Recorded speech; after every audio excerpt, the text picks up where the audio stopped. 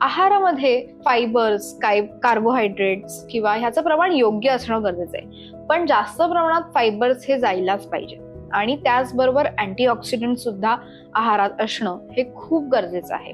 So अशा काळात आपल्याला पित्तशामक आहार हा घेणं गरजेचं आहे. म्हणजे खीर घेणं एखादी, शेव्यांची खीर किंवा तांदळाची खीर, अशी खीर आपण घेऊ शकतो अशा काळामध्ये. त्याचबरोबर आपण मधुर रसात्मक आहार जो आहे, जसं गुळ आहे, दूध आहे, ह्याचा वापर सुद्धा आपण आहारात करू शकतो.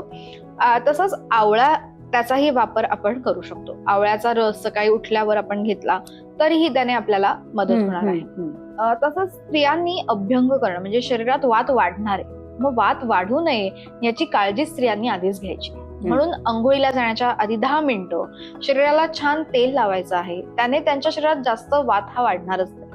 म्हणजे त्यांनी अगदी मेनोपॉज म्हणजे पाळी थांबल्यानंतर हे सगळं करण्यापेक्षा जर त्यांनी आधीच केलं तर त्यांना जास्त त्याचे त्रास भोगावे लागणार नाही.